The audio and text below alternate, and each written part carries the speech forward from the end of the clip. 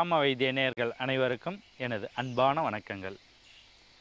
இன்றைய காலகட்டத்தில் பார்த்தோம் அப்படின்னா எல்லாருக்குமே சொத்தப்பல், பல் வலி, ஈறுகளில் ரத்தம் வடியுது. இதனால் என்ன ஆகுனாக்கா ஒன் சைடு வீங்கிடும். அதுவும் இல்லாத எதுவும் சாப்பிட முடியாது, கெட்டியாக இருக்கிறது, எதுவும் கடிக்கவும் முடியாது. இப்போ வேப்பங்குச்சியில் பல் விளக்கணும் அப்படின்னாலே அந்த வேப்பங்குச்சியை கடிக்கணும்னாலே ரொம்ப கஷ்டமாக இருக்கும். பல் கூச்சம் ஏற்படும். சரிங்களா? இதுக்கெல்லாம் நம் முன்னோர்கள் பயன்படுத்தினது தான். ஆளும் வேலும் பல்லுக்குருதி, நாளும் ரெண்டும் சொல்லுக்குருதி. சரிங்களா? அந்த காலத்திலே பாருங்கள், ஆலம் வேலும், ஆலமரத்துடைய குச்சியும் வேளாண் குச்சியும் நல்லா பல்லு விளக்குனா அந்த அளவுக்கு பல்லு நல்லா ஸ்ட்ராங்காக இருக்கும். நாலும் ரெண்டு சொல்லுக்குருதி, பேச்சியும் அந்த அளவுக்கு நல்லா பேச்சு நல்லா திறமையாக வரும். அப்படின்றதுனால தான் நாலு ரெண்டு சொல்லுக்குருதி, சொல்லும் அந்த அளவுக்கு உறுதியாக சொல்லுவாங்க. அப்படின்றதுனால தான் நம் முன்னோர்கள் அன்றையே சொல்லியிருக்காங்க, ஆளும் வேலும் பல்லு குருதி, நாலு ரெண்டு சொல்லுக்குருதின்னு. இதில் நம்ம பல் விளக்கணுங்களாவே எப்படியாப்பட்ட பல் வலியும் சரியாகுங்க. சொத்த பல்லாக இருக்கட்டும், இல்லை பல் செதிலாக, சில பேருக்கு பல் அப்படியே உதிரும். கடிக்கும் போது என்ன ஆகுனாக்கா பல் சிறு சிறு துகள்களாக விழும். சரிங்களா? இது நம்ம இப்போ இருக்கிற குழந்தைங்களுக்கெல்லாம் அதிகமாக இருக்குது. ஏன்னா சாக்லேட் அதிகமாக சாப்பிட்றாங்க.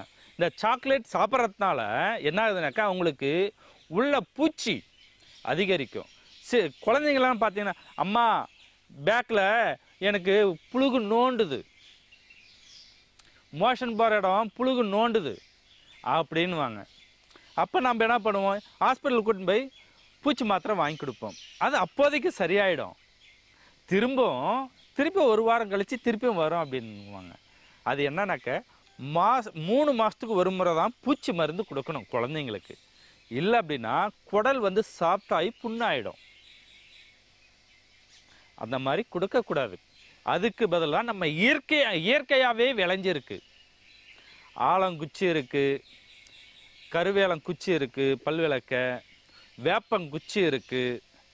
இதெல்லாம் கசப்புத்தன்மை. வேப்பங்குச்சி கசப்புத்தன்மை. அது 2 நாள் நீங்கள் பல் விளக்குனீங்களானா அது உங்களுக்கு நாக்கு சரியாயிடும். ஏன்னா கசப்பு தெரியாது அந்த அளவுக்கு. ஆனால் அந்த கசப்பு உள்ளே போகிற அளவுக்கு உள்ளே இருக்கிற கிருமிகள்லாம், கெட்ட கிருமிகள்லாம் வெளியேற்றிடுங்க, செத்துருங்க. நம்ம நாக்குக்கு படுற ஒரு ருசியும் நம்ம உள்ள வயிற்றுக்குள்ளே எல்லாமே போயிடுங்க. அது போகும்போது கெட்டது பூச்சி எல்லாமே அழிஞ்சிடுங்க. அழிஞ்சு நல்லா உடல் ஆரோக்கியமாக இருக்கும். நல்ல துர்நாற்றமும் வராது, வாய் துர்நாற்றமும் வரவே வராதுங்க. இது ஒரு மெத்தடுங்க. இதிலே இப்போ புங்கம் குச்சி இருக்குல்ல, புங்கம் மரம், அதில் குச்சியை ஒடிச்சு பல் விளக்குனீங்களன்னா குழந்தைங்க பசியை எடுக்காதுன்னு சொல்லுவாங்க. இது பல் விளக்கும் போது என்ன ஆகுதுனாக்க நல்லா பசி எடுக்குங்க. ஏன்னா நான் அனுபவிச்சுங்க. நான் சின்ன பிள்ளையாக இருக்கும் போது குச்சியில் போய் பல் விளக்குறா அப்படின்வாங்க எங்கள் அம்மா. அப்போ போயிட்டு 2 நாளைக்கு வேப்பங்குச்சியில் விளக்குவேன். அதுக்கடுத்து பூளா குச்சி, கரும்பூளா குச்சியில் விளக்குவேன். சரி இதுலேயும் விளக்கி பார்ப்போமே அப்படின்னு விளக்குனேன்.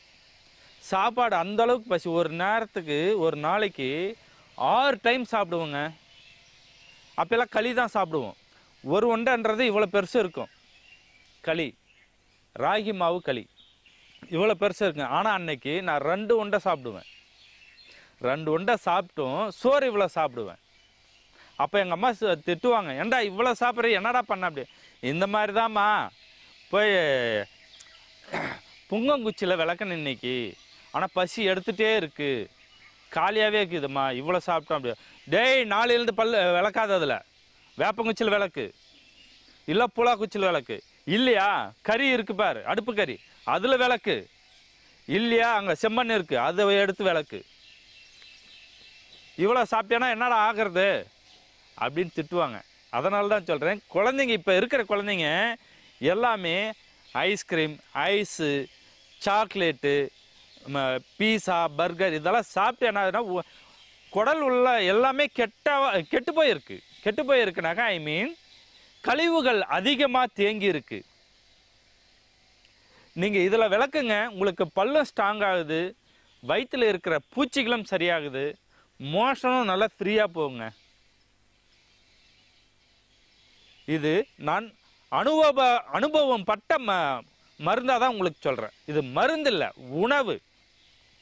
நம்ம பல் விளக்குற முறை இப்போ எல்லாமே காலையில் தூங்கி எழுந்ததுலேருந்து நைட்டு படுக்கிற வரைக்கும் எல்லாம் என்ன பண்ணுறீங்க, பல் விளக்குற பேஸ்ட்டு ப்ரஷ்ஷில் இருந்து அந்நிய பொருள் தான்.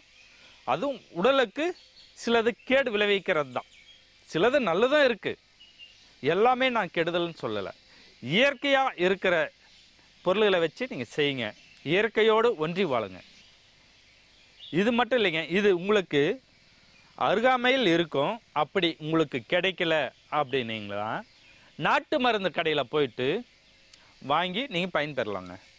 பவுடராக கிடைக்கும். நாட்டு மருந்து கடையில் போயிட்டு மூலிகை பவுட்ரு, பல் விளக்குற மூலிகை பவுட்ருன்னு கேளுங்க, உங்களுக்கு கொடுப்பாங்க. அதை எடுத்து பல் விளக்கி நீங்கள் நல்லா பல் ஸ்ட்ராங்காகவும் இருக்கும், உங்கள் உடல் ஆரோக்கியமாக இருக்குங்க. சரி நண்பர்களே, மீண்டும் மற்றும் ஒரு அருமையான பதிவில் சந்திக்கும் வரை உங்களிடமிருந்து விடைபெறுவது உங்கள் அன்பு சகோதரன். நன்றி.